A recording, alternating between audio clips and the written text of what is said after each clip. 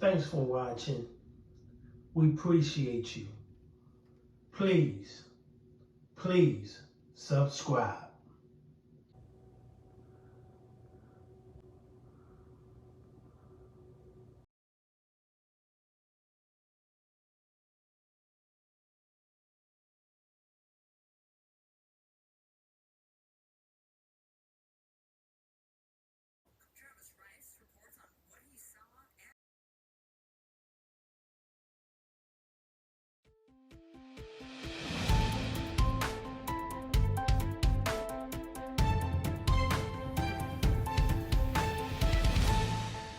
Breaking news this morning. Amanda's here with that. We're all just in complete shock still. We are all wrapping our heads around this story, which is absolutely beyond devastating on so many levels. TMZ reporting this morning that Stephen Twitch Boss has died at 40 years old from what appears to be by suicide. LA police got a call of a shooting at an LA hotel, and they found Stephen there dead by an apparent self-inflicted gunshot wound. He leaves behind his wife of 9 years, Allison Holker, and 3 children. The two were well known for their dancing duets together on social media with millions of followers.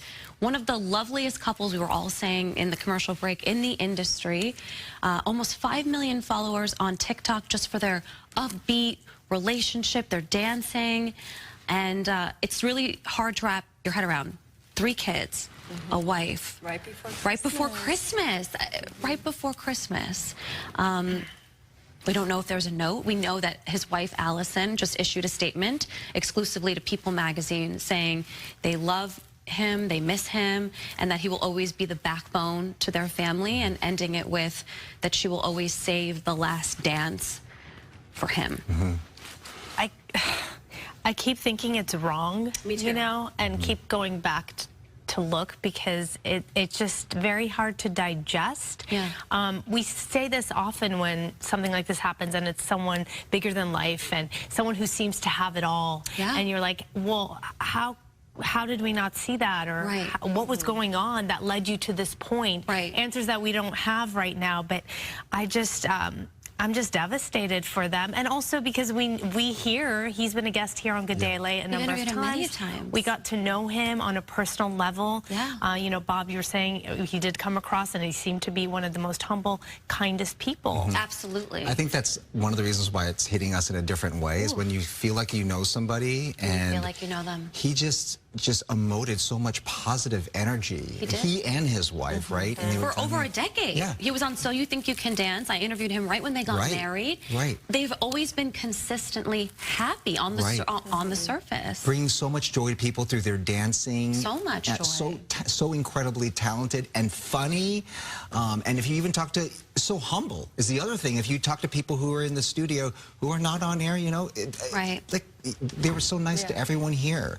And I know he helped so so many people through the pandemic too with their dance videos. Both of them pairing up and constantly posting their dance videos while on lockdown. I used to watch them. I watch them all the time. I know. People would copy and emulate them and just soak in the joy that they exuded through social media and through all their dancing. They just celebrated a 9-year wedding anniversary. I just saw it a couple days ago.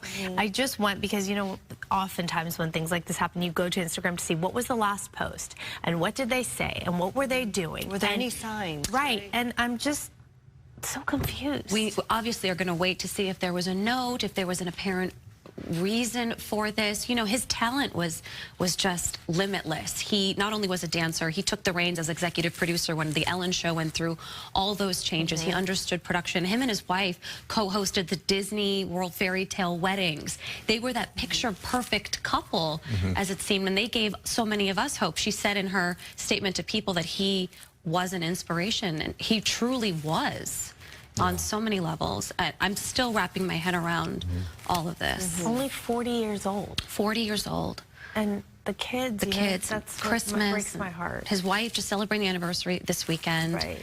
But so we'll just kids that you just.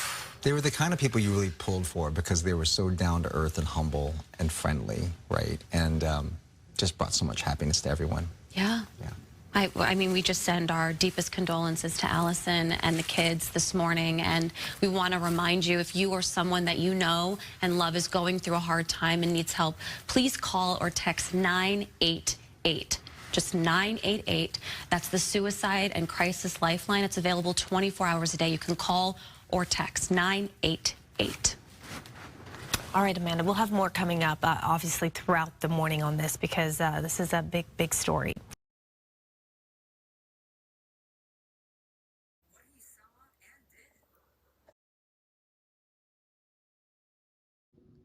Thanks for watching. We appreciate you. Please subscribe.